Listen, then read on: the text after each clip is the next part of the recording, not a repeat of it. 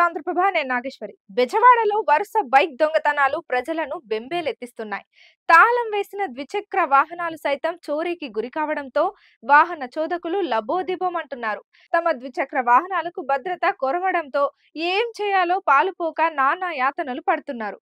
పోలీసులు ఎన్నికల విధులలో నిమగ్నమై ఉండడంతో పాటు నిఘా కొరవడింది. సందట్లో సడేమియాగా బైక్ దొంగలు విజృంభిస్తున్నారు. ఇటీవల కాలంలో బైక్ చోరీలు అధికంగా జరుగుతున్నాయి. ఇంటి ముందు పార్క్ చేసిన ద్విచక్ర వాహనం తెల్లవారు లేచి చూసేసరికి మాయమవుతుండటంతో వాహన చోదకులు పోలీసులను ఆశ్రయిస్తున్నారు. పోలీసులు కేసు నమోదు చేయడంతోనే తమ పని పూర్తయినట్లు వ్యవహరిస్తున్నారు. దీంతో చోరీకి గురైన బైకుల రికవరీ చాలా తక్కువగా ఉంటుంది. వరుస బైక్ చోరీలు నగరంలోని దొంగలు చేస్తున్న పనా లేక బయట నుంచి వచ్చిన ముఠా చేస్తున్నవా అనే అనుమానాలు వ్యక్తమవుతున్నాయి. ఈ విషయంపై పోలీసుల దృష్టి సారించి తమ విలువైన వాహనాలకు రక్షణ కల్పించాలని కోరుతున్నారు. నేడు ద్విచక్ర వాహనం నిత్యావసర వస్తువుగా మారింది. కొన్ని విధులకు ద్విచక్ర వాహనం తప్పనిసరి అయింది.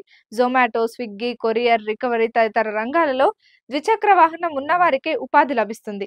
ఇటువంటి పరిస్థితుల్లో పేద మధ్యతరగతి వర్గాల వారికి చెందిన ద్విచక్ర వాహనం చోరీ అయితే వారి దైనందిక జీవితం చిక్కులలో పడుతుంది. రాజేష్ కొరియర్ సర్వీస్ లో డెలివరీ బాయ్ గా పనిచేస్తున్నారు. ఈయన మధురానగర్ రైల్వే స్టేషన్ వద్ద ద్విచక్ర వాహనం పార్కింగ్ చేసి కుటుంబ సభ్యులతో కలిసి కొండలమ్మ తల్లి గుడికి వెళ్లారు. తిరిగి వచ్చి చూసేసరికి తన ద్విచక్ర వాహనం మాయమైంది. దీంతో ఎంత గాలించినప్పటికీ ద్విచక్ర వాహనం ఆచూకే లభించలేదు. పోలీసులను ఆశ్రయించినప్పటికీ ఎటువంటి ప్రయోజనం లేకుండా పోయింది.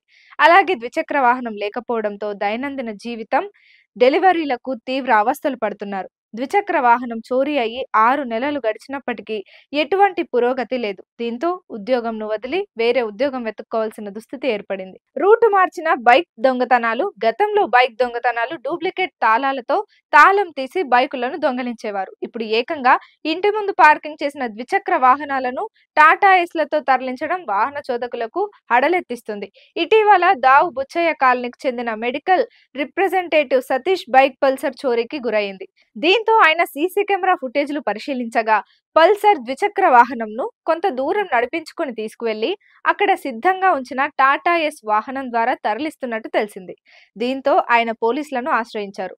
ఇప్పటికైనా పోలీసులు బైక్ దొంగతనాలపై ప్రత్యేక నిఘాను ఏర్పాటు చేసి దొంగతనాలు జరగకుండా నివారించాలని వాహన చోదకులు కోరుతున్నారు.